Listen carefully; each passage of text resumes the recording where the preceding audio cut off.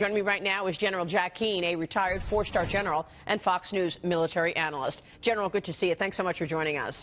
Glad to be here, Maria. First, the idea that so many people are feeling under threat because of the Islamic State, this has truly hit home. What's your takeaway? Yeah. Well, I can certainly appreciate that and sympathize with it because, frankly, I think what the American people see is an ISIS threat that is growing. And they get a lot of information coming at them every day, and they certainly hear the President of the United States and all the European presidents say, we're going to destroy ISIS, we're going to defeat them, we're going to bring them to the justice system. But what they actually see is ISIS has conducted, just this year alone, in the last 12 months, over 100 attacks outside of Iraq and Syria. They've expanded from 9 countries last year, this is just ISIS, to 24 countries this year. The American people get a sense that this is a growing threat, and therefore it may in fact impact them. General, what should be done? I mean, it has been a while now since we started talking about this threat. It's only gotten worse. What do you think is the best course of action for the U.S.? Well, I think that's the other thing that's in the American people's skepticism here and pessimism, is that they don't see a strategy to defeat ISIS. They get rhetoric. We need a global alliance to deal with this, and we have to crush their safe havens. They have a safe haven in Syria. That should have been crushed last year. That would have shut down their international media, social media campaign, taken away their finance and their economic sustainability, their ability to control operations, their ability to motivate and inspire others around the world to kill their fellow people. Think about that. Here we are. They've been in that safe haven for 4 years, and we have no plan to destroy it, Maria. Yeah. None. So the plan should include the international community, but we know, General, that our Middle Eastern allies have told folks like John McCain, Senator Lindsey Graham, we want to be part of the fight to take down ISIS, but we can't do it with Assad in power in Syria. But Russia is protecting him, and the U.S. is not doing anything. I mean, is that critical to taking out ISIS, getting first Syria's leader, Assad, out? When ISIS first established its safe haven in Syria, the Arab coalition, particularly the Kingdom of Saudi Arabia, came to the United States and said, look, we're willing to deal with this, but you have to lead it and you have to participate. Our administration said no. And then we made one policy mistake after another dealing with Syria. Yes, they have huge issues with this administration. I don't think they would ever trust this administration even to see through a plan to destroy ISIS. It's going to take a new administration to deal with the Arabs, but they can be dealt with effectively to destroy ISIS. What do you make of this report, General? The U.S. Air Force announcing yesterday that they're struggling to fill a shortage of 700 fighter pilots by the end of the year. We've got the U.S. involved in 3 air wars against ISIS, Iraq, Syria, and Libya, and we're looking at a shortage of fighter pilots. Well, this thing is episodic in terms of shortage of fighter pilots, but there are readiness issues in the United States military, and fighter pilots is part of that story. Yes, we go all the way back to Kosovo in 1999 in terms of air wars our guys have been fighting, guys and gals have been dealing with. And the challenge of continuous rotations is certainly an issue here.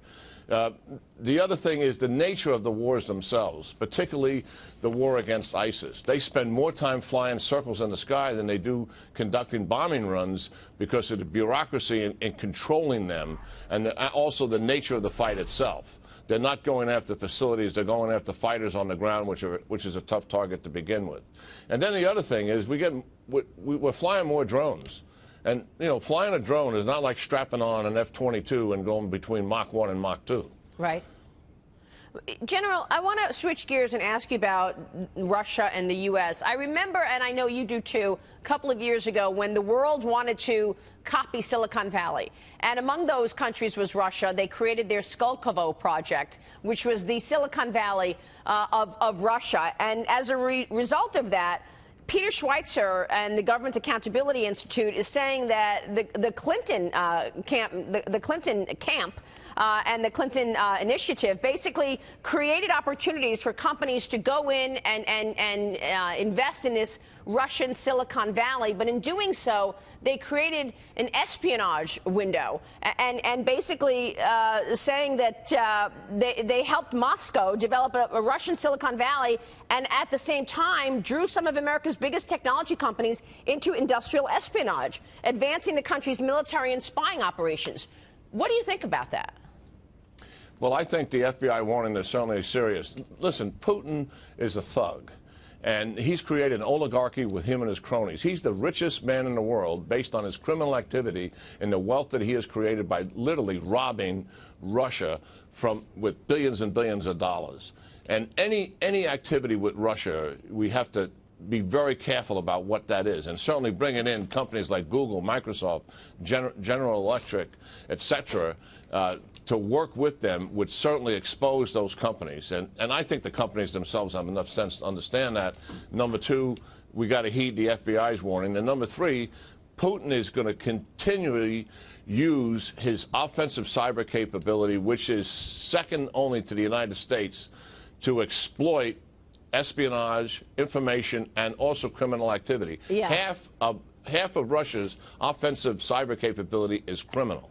Well, it's pretty extraordinary because the partnership itself stemmed from President Obama and the reset that then Secretary Clinton wanted to do with Russia. She was calling it a reset. And yet the FBI issues an extraordinary warning back in 2014 to the companies doing business with the Skolkovo Foundation, that is the Silicon Valley of Russia, that Skolkovo could draw them unwittingly into industrial espionage, noting that Skolkovo was a crucial part of Medvedev's plan to modernize Russia's military. This FBI warning, and they're calling it an extraordinary warning, back in 2014, is worth noting, General. Yeah, absolutely. Yeah. Putin takes this very seriously. And the reality is he will continue to use that cyber offensive capability to exploit us. They are doing it on a daily basis. And if we gave them something like that, I mean, it would be ridiculous because they would take so much advantage of it. That's really incredible.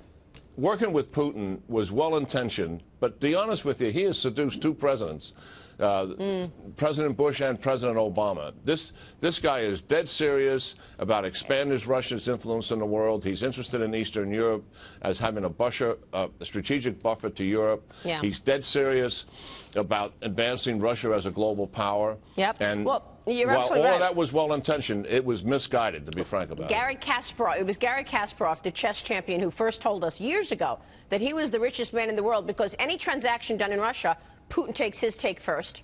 And so he's built up this massive war chest of money. General Jack Keane, good to see you, sir. Thanks so much.